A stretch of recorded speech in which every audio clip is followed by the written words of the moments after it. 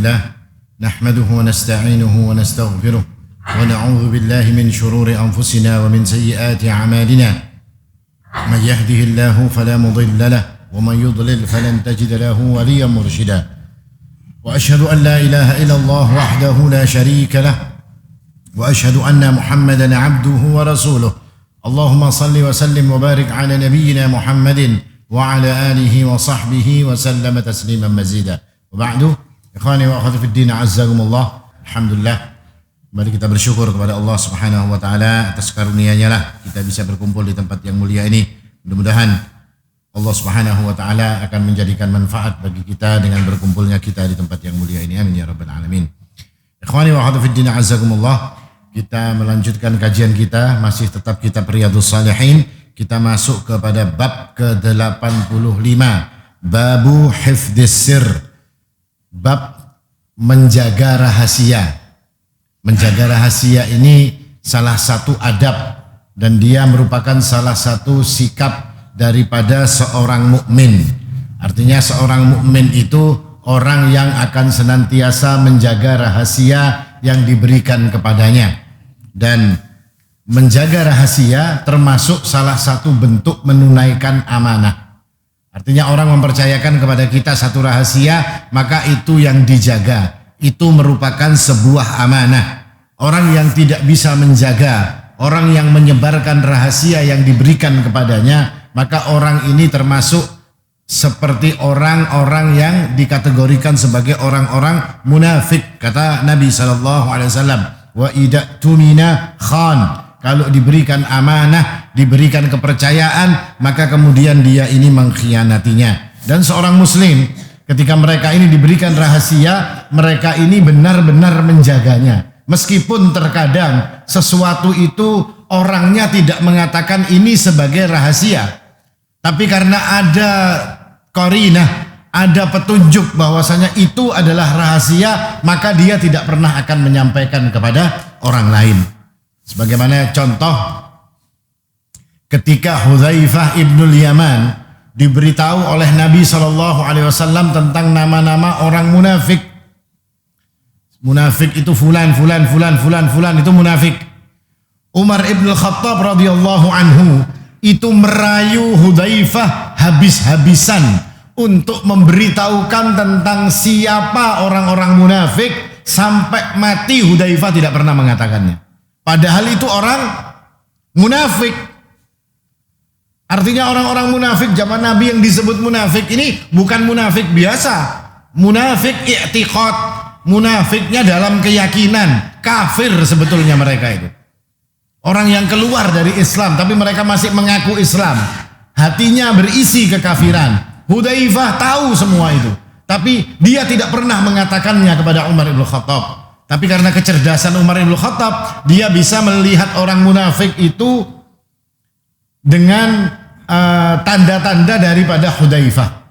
Seperti contohnya, ketika Umar bin Khattab ini sudah mengangkat kabinet, lalu dia berkata kepada Hudzaifah, wahai Hudzaifah, di dalam kabinetku ini ada orang munafiknya enggak? Lalu kata Hudzaifah, ada. Hudzaifah tidak pernah menyebutkan namanya. Hudzaifah cuma mengatakan ada orang munafiknya. Itu kemudian yang dicari oleh Umar bin Khattab dan dipecat orang tadi. Atau kalau misalnya ada orang meninggal dunia, Umar bin Khattab menunggu Hudzaifah yang menyolatkan atau tidak. Kalau Hudzaifah menyolatkan, maka dia sholat. Kalau Hudzaifah tidak menyolatkan, maka dia langsung tahu, berarti ini munafik. Karena munafiknya sampai tidak disolati. Artinya munafiknya munafik yang i'tiqad, munafik yang sampai mengeluarkan dia dari Islam. Yang seperti ini buruk sekali, ini jelek sekali. Tapi apa kata Hudzaifah? Dia sama sekali tidak pernah membocorkan rahasia yang disampaikan kepada dirinya oleh Rasulullah Sallallahu Alaihi Wasallam. Nah, ini bentuk sifat seorang mukmin di dalam menjaga rahasia. Nah, ini tentu pelajarannya buat kita, Bapak Ibu sekalian yang dimuliakan oleh Allah Subhanahu Wa Taala.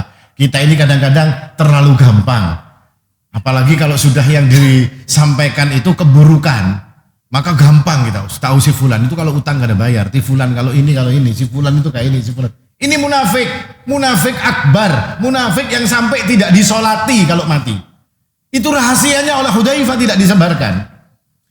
Dia tidak dikabar-kabarkan. Kalau kita jadi Hudzaifah, Pak, kira-kira ya sudah, itu orang-orang itu sudah kita buat dalam status berataan, ya Allah.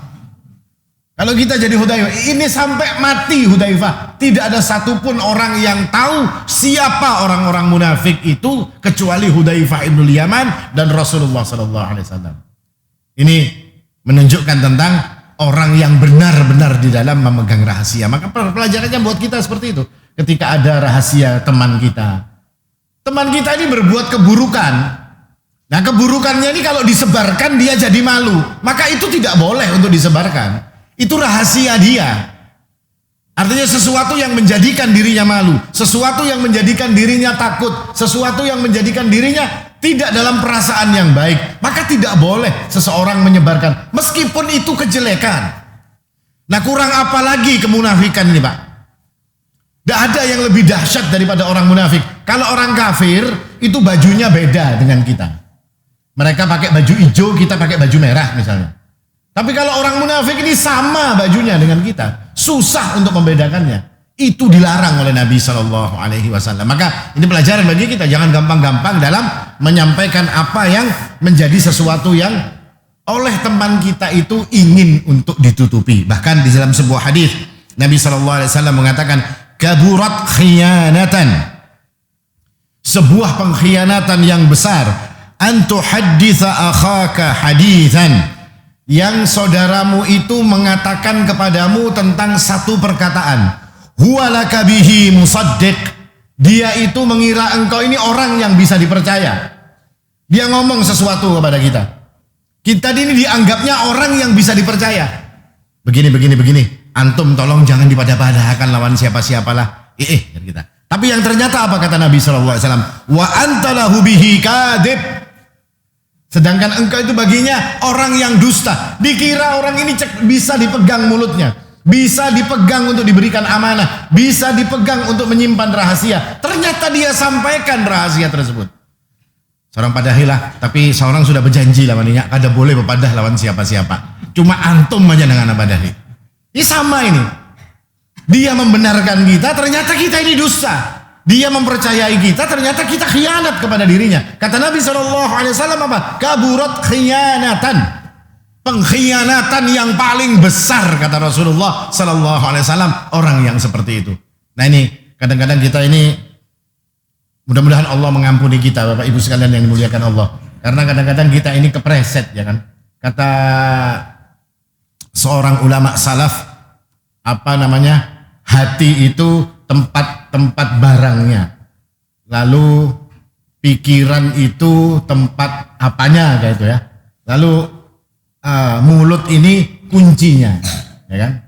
Kalau sudah mulutnya ini buka, semua yang ada dalam hati, dalam pikiran semua akan brojol keluar semuanya. Nah, makanya yang perlu dijaga adalah kuncinya ini, kata para salaf itu, jagalah kuncinya, yakni dijaga di dalam urusan mulut kita ini. Nah ini berkenaan dengan menjaga rahasia yang diajarkan oleh Rasulullah SAW. Dan Al-Imam An-Nawawi rahimahullahu ta'ala menyebutkan satu ayatnya, wa aufu bil ahdi innal ahda kana mas'ula, dan penuhilah janji kalian karena sesungguhnya perjanjian itu akan ditanyakan. Kenapa Al-Imam Nawawi memasukkan ayat janji ke dalam masalah menjaga rahasia? Karena beliau menganggap bahwasanya orang yang diberikan rahasia itu sama dengan orang yang berjanji untuk tidak menyampaikan kepada orang lain. Ini yang diajarkan oleh ayat ini, maknanya seperti itu.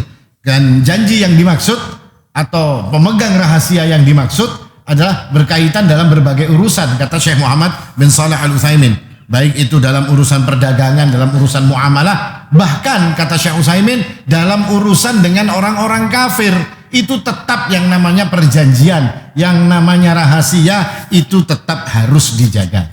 Ini bahkan dengan orang kafir. Tadi contohnya dengan orang-orang munafik dijaga oleh Hudzaifah ibnul Yaman. Lalu kemudian beliau ini menyampaikan satu hadis. Yang pertama adalah hadis dari Abu Sa'id Al-Khudri radhiyallahu anhu. Qala Rasulullah sallallahu alaihi wasallam, inna min asyarrin nasi 'indallahi manzilatan yaumal qiyamah Sesungguhnya orang yang paling jelek kedudukannya, kata Nabi SAW, di sisi Allah nanti pada hari kiamat adalah ar-rajulu yuqdi ilal mar'ati wa tuqdi ilaihi thumma yanshuru sirraha. Laki-laki yang ngumpul dengan istrinya, istri yang ngumpul dengan laki-lakinya, ya kan?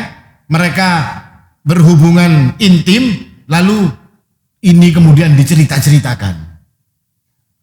Artinya habis melakukan hubungan intim suami istri, terus dia cerita-ceritakan tentang apa yang terjadi antara dirinya dengan istrinya. Ini sebuah rahasia sebetulnya. Ini urusan ranjang, mereka tidak boleh diceritakan. Orang yang melakukan itu, kata Nabi SAW, asyarrun nasi indallahi manzilah. Orang yang paling jelek kedudukannya di sisi Allah Subhanahu wa Ta'ala. Apakah cuma urusan itu saja? Tidak. Semua urusan rumah tangga itu tidak boleh untuk disebar-sebarkan keluar. Sesuatu, ini saya cerita.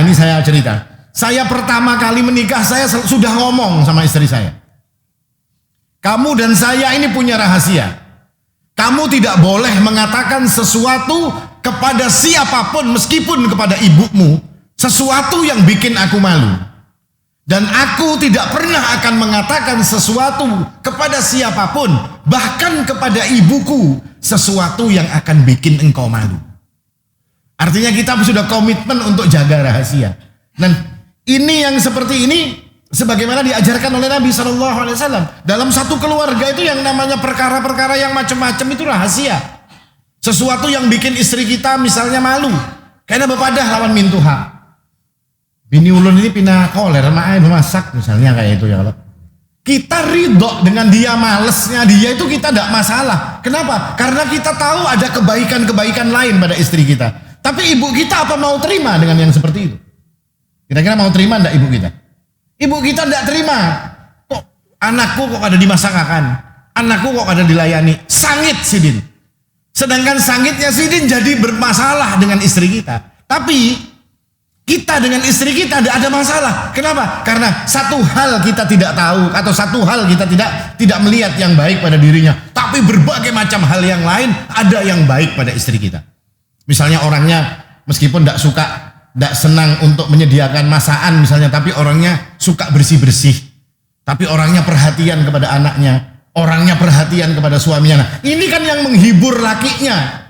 Meskipun satu hal dia tidak memenuhi, tapi banyak hal yang dia akan memenuhi bagi suaminya. Nah, ibunya yang diceritai itu tidak akan mau tahu, atau orang lain yang kita ceritakan pasti akan menggunjing wanita ini. Padahal di sisi suaminya, dia punya kebaikan-kebaikan yang lebih, punya kebaikan-kebaikan yang lain yang bisa menutupi satu kekurangan yang dimilikinya. Nah ini, yang seperti ini yang seharusnya dijaga oleh para suami dan juga para istri. Tidak boleh gampang-gampang. Semua urusan dalam rumah yang bikin istri malu, yang bikin suami malu, itu adalah rahasia di antara mereka berdua. Makanya istri-istri hari ini nih, agak sebagian Pak ya, yang ada kekurangan ajarnya juga, ada pintarnya juga. Kayaknya senang bikin status, masalah ini di status, masalah ini di status. Itu rahasia. Lalu kalau statusnya dikomentari orang, dia marah. Lalu kalau ente ini kayak apa? Ini gila kan orang ini atau tidak? Dia yang bikin status, orang komentar, lalu dia marah. Sama seperti ada orang pakai rok pendek. Kepinginnya untuk apa itu Pak? Pakai rok pendek sampai, wah ya kan, 2 jari aja dari atas sini. Kepinginnya diperhatikan. Cobai kalau inya pakai rok pendek terus ada 10 orang terus kayak ini yang perhatikan kira-kira. Sangit kadanya. Marah enggak? Kan kegilaan itu Pak. Inya minta perhatikan, diperhatikan orang kok ngamuk. Kan ada anehnya, membagongkan jar orang demi ini ya kalau. Diminta perhatikan, diperhatikan marah. Bikin status dikomentari marah. Bikin status terus jadi gunjingan orang, dia marah. Nah ini sesuatu yang salah, bermasalah orang kalau yang seperti ini. Makanya urusan-urusan rahasia itu jangan pernah untuk disampaikan kepada siapa saja. Itu urusan kita dengan dirinya. Kalau kita ini ingin mengadukan rahasia, tidak akan pernah aman kita mengadukan rahasia kita kepada manusia. Siapapun manusia itu yang kita omongkan tidak akan aman.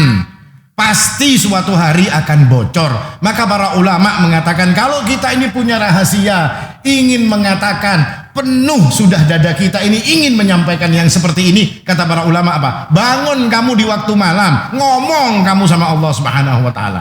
Omongkan semua unek-unekmu kepada Allah. Tumpahkan semua yang ada di dalam hati ini kepada Allah Subhanahu wa taala. Maka insya Allah akan pegang rahasia kita dan bahkan Allah akan memberikan jalan keluar bagi unek-unek yang kita punya. Nah ini, makanya ada sebuah cerita.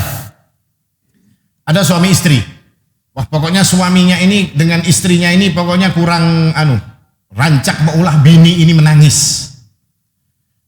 Istrinya ini sering dibikin nangis oleh si suami ini tadi. Entah sikapnya atau segala macamnya, pokoknya kurang bagus lah.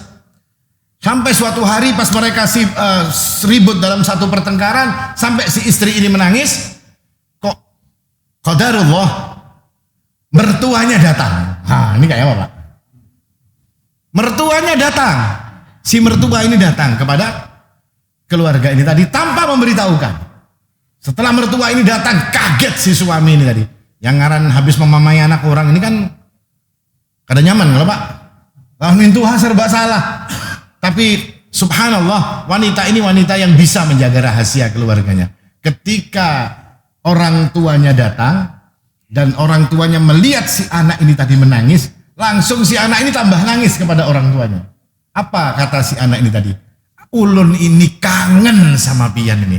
Sampai tertangis-tangis kok timbul pian yang datang ini loh. Kok seolah-olah seperti dijodohkan oleh Allah. Saya begitu kangen kepada kalian berdua orang tuaku dan ternyata kalian datang kemari. Padahal hari itu habis nanti binasanya lawan si laki ini tadi Pak. Tapi dia mengatakan kangen kepada orang tuanya. Untuk apa? Untuk menutupi keburukan suaminya. Melihat yang seperti ini, apa yang dilakukan oleh suaminya? Suaminya langsung sadar bahwasanya istrinya ini orang baik. Bahwasanya istrinya ini solihah, istrinya ini benar-benar menjaga kehormatan sang suami. Suaminya lalu minta izin untuk keluar kepada mertuanya untuk beli makanan. Keluar si suami ini, dia beli makanan, lalu dia melihat di satu toko itu ada ikat pinggang yang terbuat dari emas. Ikat pinggang terbuat dari emas untuk perempuan. Apa yang kemudian dilakukan? Dibelinya oleh si laki-laki ini, dan ketika dia pulang, di depan mertuanya, di depan ibu mertuanya, di depan bapak mertuanya, si sabuk yang terbuat dari emas ini diberikan kepada istrinya. Maka si suami ini pun di mata para mertua mereka ini, di mata mertua laki, di mata mertua bini, ya kan? Si suami ini benar-benar orang yang sayang kepada istrinya. Himung mintuha Pak, kalau anaknya disayangi, ya kalau. Nah seperti itulah. Karena dengan sebab menjaga rahasia, yang muncul apa kemudian? Yang muncul kebaikan-kebaikan. Makanya kata Nabi dalam hadis ini dikatakan tidak boleh menyebarkan urusan-urusan keluarga itu kepada siapapun di luar. Artinya biar orang lain akan melihat, itu kan riya Ustaz, bukan riya, kita menjaga keadaan, biar orang lain melihat keluarga kita seperti itu. Makanya Nabi Muhammad SAW bersama Ibunda Khadijah, itu kata ahli sejarah, rumahnya itu rumah yang sepi. Maksudnya sepi, tidak ada ceritanya di situ orang kuriak-kuriak, ada enggak. Di rumah Nabi bersama Ibunda Khadijah. Di rumah Rasulullah SAW itu tenang. Bisa jadi Nabi mungkin berselisih, bisa jadi dengan istrinya, tapi tidak ada ceritanya cerita ini akan keluar. Makanya Khadijah itu nanti radhiyallahu anha, Ibunda Khadijah ini kata Nabi, nanti di surga diberikan sebuah istana yang terbuat dari kaca dan suasananya sangat tenang. Artinya tidak ada bising dalam istananya Ibunda Khadijah ini. Kenapa? Karena beliau orang yang bisa menjaga di dalam urusan rumah tangganya. Nah ini berkaitan dengan menjaga rahasia. Dan tentang menjaga rahasia ini banyak. Apakah tidak boleh untuk selalu disampaikan? Ada yang boleh dan ada yang tidak boleh.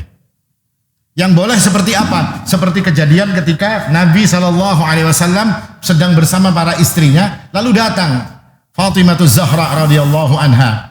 Setelah Fatimah datang, lalu disambut oleh Nabi SAW. Setelah disambut, lalu Nabi kemudian berbisik kepada Fatimah. Setelah dibisiki, Fatimah ini nangis.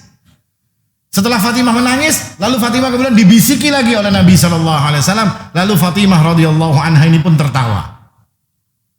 Maka ini semua menjadikan istri-istri yang melihat ini jadi tanda tanya. Apa itu yang diomongkan oleh Nabi? Tanya mereka kepada Fatimah. Aisyah bertanya kepada Fatimah. Lalu kata Fatimah, enggak, rahasia, enggak boleh tahu. Kapan diberitahukannya? Ketika Nabi SAW sudah meninggal. Aisyah datang lagi, ibunda Aisyah radhiyallahu anha ini datang, lalu bertanya. Bayangkan sudah berbulan-bulan yang lalu, dia masih tanya apa yang dibisikkan oleh Nabi SAW kepada dirimu. Ternyata Fatimah Zahra mengatakan bahwasanya ketika Nabi berbisik yang pertama, beliau mengatakan ajalku sudah dekat. Maka aku pun menangis, kata Fatimah. Lalu ketika yang berbisik kedua, Rasulullah membisikkan kepada Fatimah bahwasanya dari kalangan keluargaku yang akan meninggal duluan, yakni menyusul diriku, kata Nabi SAW, adalah engkau, wahai Fatimah. Maka Fatimah pun kemudian tertawa. Antara Nabi SAW dengan Fatimah radhiyallahu anha ini cuma terpaut 6 bulan. Dan beliau itu meninggal bukan tua, Pak. Fatimah radhiyallahu anha itu meninggal kira-kira umurnya cuma 27 atau 28 tahun. Sangat-sangat muda. Artinya anaknya masih kecil-kecil pada saat beliau radhiyallahu anha ini meninggal. Lalu aku pun tertawa, kata Fatimah. Demikian pula ketika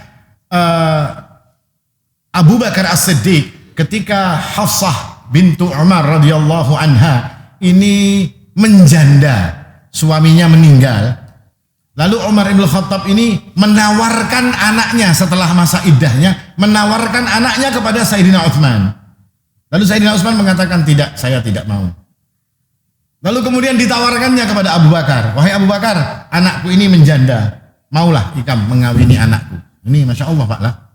Di orang dulu itu ditawarkan anaknya, bukan berarti merendahkan anak ini, tidak. Itu bentuk tanggung jawab orang tua untuk mencarikan jodoh anaknya. Salah satu hak daripada orang tua, salah satu hak daripada seorang anak adalah orang tuanya mencarikan jodohnya. Orang tuanya mengawinkan dirinya. Jangan disuruh mencari seorang. Kalau mencari seorang kayaknya dapatnya nang ada sampuraka kebanyakan ya kalau Pak. Yang penting bungas, yang penting gagah, yang penting ini males, ndak sholat, ndak pernah ibadah, ya kan kadang mau begawe.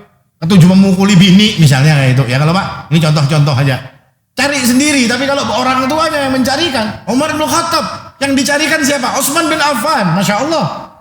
Utsman bin Affan tidak mau, diberikannya kepada Abu Bakar As-Siddiq radhiyallahu anhu. Abu Bakar pun kemudian menolak. Ketika Abu Bakar menolak ini, Umar bin Khattab marah. Koyok ini ibaratnya ditawari gadis kok ada mau ini. Ternyata apa yang terjadi? Tidak lama kemudian Rasulullah SAW melamar Hafsah. Artinya Nabi yang hendak mengawini Hafsah anaknya Umar ibn Khattab ini tadi. Setelah dia kawin dengan Nabi, barulah Abu Bakar datang kepada Umar ibn Khattab. Wahai Umar, kamu marah ya sama saya? Iya, kata Umar. Gara-gara anakmu kamu tawarkan kepada saya menolaknya. Iya, kata Umar, saya marah dengan sebab itu. Maka Abu Bakar pun berkata, wahai Umar, sesungguhnya aku ini tahu Nabi sudah ngomong, menyebut-nyebut tentang anakmu. Dan Nabi itu sudah seneng dengan anakmu. Itu rahasia Nabi. Kenapa Abu Bakar tidak ngomong kepada Umar bin Khattab pada saat itu? Karena bisa jadi Nabi itu mau mengawini, bisa jadi Nabi tidak jadi. Kalau kita sudah ngomong, seorang mendengar ini hendak mengawini anak antum. Berharap Umar bin Khattab, ternyata Nabi tidak jadi mengawini. Apa yang terjadi? Sakit hati Umar bin Khattabnya. Makanya Abu Bakar menjaga. Dia tidak mau ngomong karena dia tahu Nabi sudah sebut-sebut nama Hafsah. Sehingga aku tidak akan mau untuk melangkahi Rasulullah. Kalau Rasulullah tidak jadi sudah pasti, mungkin Abu Bakar mungkin mau. Utsman bin Affan mungkin mau. Tapi berhubung ada omongan dari Nabi, itu rahasia Nabi SAW yang tidak diomongkan kepada dirinya. Nah ini sesuatu yang sudah selesai, baru kemudian itu diomongkan untuk menjaga Nabi SAW, untuk menjaga keadaan Nabi dan juga menjaga Umar bin Khattab radhiyallahu anhu. Hadis yang terakhir tentang menjaga rahasia adalah hadis dari Sabit dari Anas radhiyallahu anhu. Hadisnya mengatakan, ata Rasulullah sallallahu alaihi wasallam wa ana al'abu ma'al ghilman. Pada suatu hari Nabi mendatangiku dan aku pada saat itu sedang main-main dengan anak-anak. Anas bin Malik ini masih kecil pada saat itu. Didatangi oleh Nabi sallallahu alaihi wasallam, sedang main dengan kawan-kawannya. Fasallama alaih. Lalu Nabi memberikan salam kepada anak-anak kecil itu. Assalamualaikum, jar Nabi. Faba'athani fi hajah. Lalu Nabi SAW menyuruh Anas untuk satu urusan. Fa'abta'tu ala ummi. Karena Anas ini disuruh oleh Nabi SAW satu urusan, terus Anas ini pulangnya terlambat bulik untuk pulang kepada ibunya, yakni Ummu Sulaim.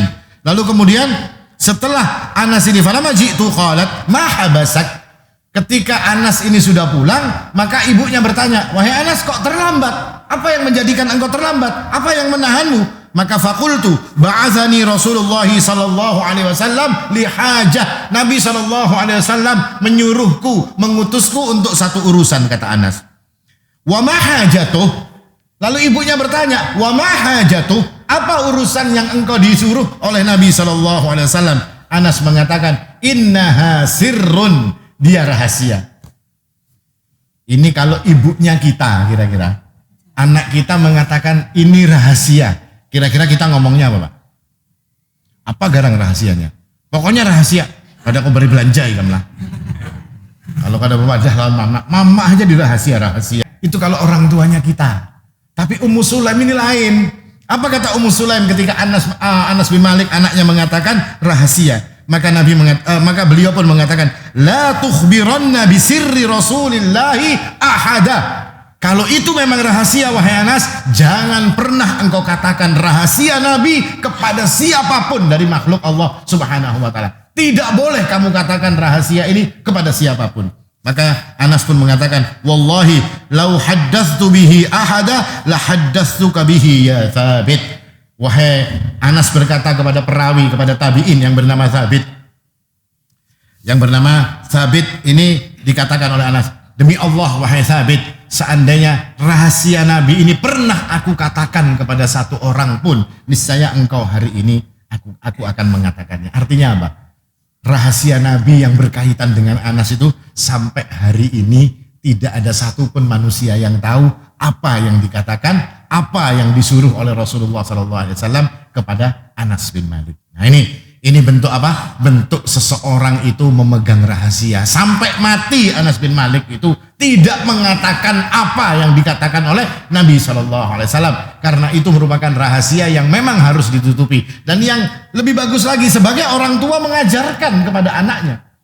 Mendukung kepada anaknya ketika anak itu punya rahasia. La tukhbiranna ahadan, kata ibu Anasnya. Katanya ibunya Anas bin Malik, Ummu Sulaim, jangan engkau kabarkan siapapun bisirri Rasulullah SAW, dengan rahasia Nabi SAW. Jangan kamu omongkan. Ini orang tua yang mendidik anaknya. Kalau kita kan ada, Pak, dipaksa anaknya, kalau perlu dibuka muntungnya supaya mengucapkan rahasia yang disimpannya. Tapi tidak, karena dia mengajarkan. Apa akibatnya? Anak ini nanti sampai dewasa dia akan mengerti tentang cara menyimpan rahasia. Nah ini kira-kira satu akhlak, satu adab yang diajarkan di dalam Islam kepada kita untuk senantiasa menjadi orang yang memegang rahasia. Karena rahasia itu modelnya banyak, Pak. Ada orang yang berkata, tolong jangan dikatakan ini ya, jangan bilang-bilang ini urusan saya. Itu sudah menunjukkan rahasia. Yang kedua kata Nabi SAW, idza haddatha ar-rajulul haditha thumma iltafata fahiya amanah. Kalau ada orang habis ngomong dengan kamu lalu dia toleh-toleh seperti ini, maka itu rahasia, tidak boleh diomong-omongkan. Kenapa dia toleh-toleh? Karena dia takut. Antum anak pada akhirnya, anak toleh-toleh kayak ini dulu. Ini berarti jangan diomongkan ke orang lain, karena itu qarinah, itu tanda yang mengaitkan bahwasanya sesuatu ini tidak ingin untuk dikatakan kepada orang lain. Itu rahasia kata Nabi SAW. Yang berikutnya juga rahasia itu seperti apa? Al-qarinah haliyah, ya kan? Qarinah haliyah itu keadaan. Orangnya ini ngomongnya sambil malu-malu. Orangnya ini ngomongnya sambil takut. Ini berarti kalau saya omongkan nanti dia malu. Kalau saya omongkan berarti nanti dia malah ketakutan. Itu rahasia berarti. Nah, yang seperti ini tidak boleh untuk dikata-katakan. Nah ini adab yang diajarkan oleh syariat berkaitan dengan menjaga rahasia. Maka Kita berharap kepada Allah dan kita senantiasa minta ampun kepada Allah Subhanahu wa taala karena kita ini kadang-kadang bocor mulutnya. Karena kadang-kadang kita ini susah untuk menjaga rahasia. Kita senantiasa mohon kepada Allah agar diberikan kekuatan, agar diberikan keteguhan untuk senantiasa bisa menjaga rahasia. Karena sesungguhnya ketika rahasia itu bisa dijaga, kebaikan itu akan kita dapatkan dan kebaikan itu akan didapatkan oleh orang-orang yang lainnya. Ini kira-kira yang bisa ulun sampaikan. Mudah-mudahan bermanfaat. Aqulu qouli hadza wal haqqu 'indallah. Subhanakallahumma bihamdik asyhadu an la ilaha illa anta astaghfiruka wa atubu ilaik. Assalamualaikum warahmatullahi wabarakatuh.